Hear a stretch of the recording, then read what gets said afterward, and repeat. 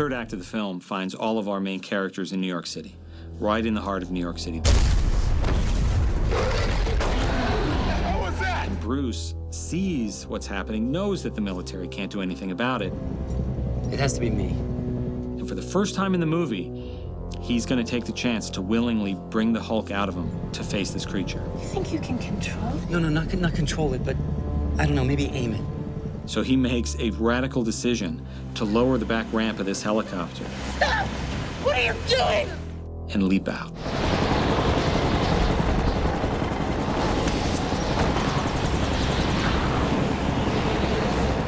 So basically we had him in this giant gimbal helicopter and handcuffed, and we put a nice mini airbag down below, and he was just good to go. He just went and dove off, and it was good. He just kind of got into it take after take after take, actually.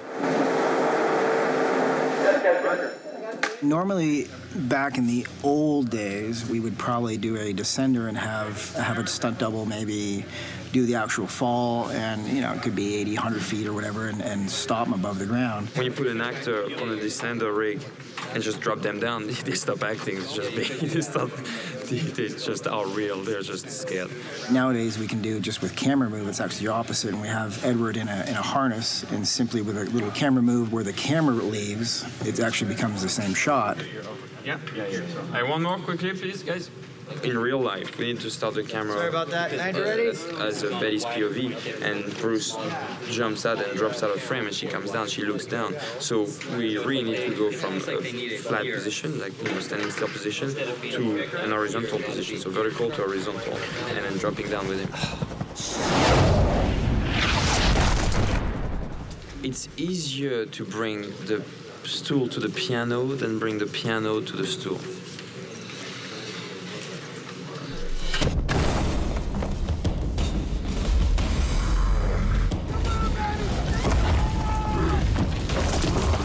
Encounter Abomination, he's already created some damages. He's throwing cars, which is an ode to the Abomination Avenue. It's a comic where he's running after people, and then there's cars and people flying everywhere.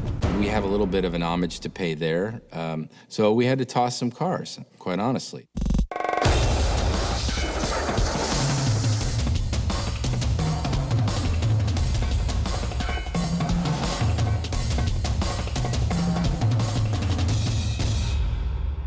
Very beginning, it became clear there were certain elements that everybody really wanted to try to fit into the fight.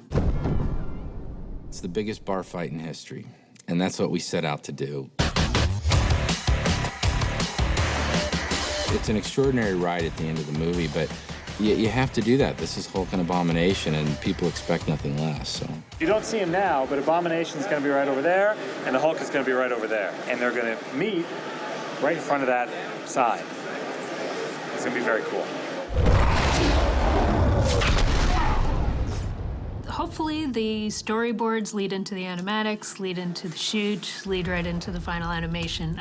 There's always detours along the way, but it works. And I came up with, all of us, we came up with these ideas of like, okay, what if he was to take a police car, split it in half, and use it as boxing gloves? And I was like, yeah, that's so fun. The car boxing shots are really cool on a lot of levels.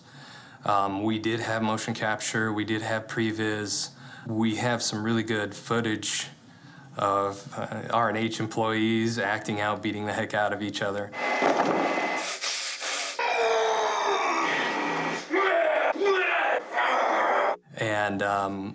And then Amanda's a really good animator. She's the most meek, mild individual you could ever see. And we gave her these punching, crazy big, boxing glove punching shots. And she was awesome. Her alter ego really came through there. I've done gentle and soft and nice. And I just really wanted to, take out some aggression and beat up a monster with another monster and cop cars. She turns to me, she's like, I've worked on so many cute animals. Can I just beat the heck out of something? I was like, please, if I'm going to be on Hulk, let me smash something. She just really wanted to go to town on Abomination with Hulk. Hulk is down, he's out, he's defeated, and Abomination's coming to get him. So what's he gonna do? He sees a cop car, and he smashes, Hulk smash, and those shots were done previous to the ones that I did. And then my shots, he grabs each of the gloves, picks them up, pounds them roars at the screen and then comes charging in full speed at Abomination, and he just lets him have it. I mean, there's no way that a bomb is going to win this battle with the two gloves on his hands, and he's just pummeling, and there's just pieces flying everywhere. This was a really great shot. Is that all you've got? Well, I had the best sequence in the movie. It was the very end of the movie with Abomination and Hulk.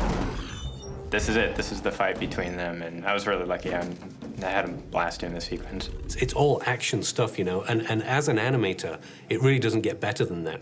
It really hit home when Ed and Louis came into the studio and they presented us what the end of the movie was going to be. If you're Hulk, it has kind of a... Ed and Louis acted it out in front of us in the screening room and could just see in my face, you know, what they wanted out of this thing and the amount of time we had left. My first take on it was, wow, that's a lot of work and we don't have a lot of time, but it's going to be really fun. And action!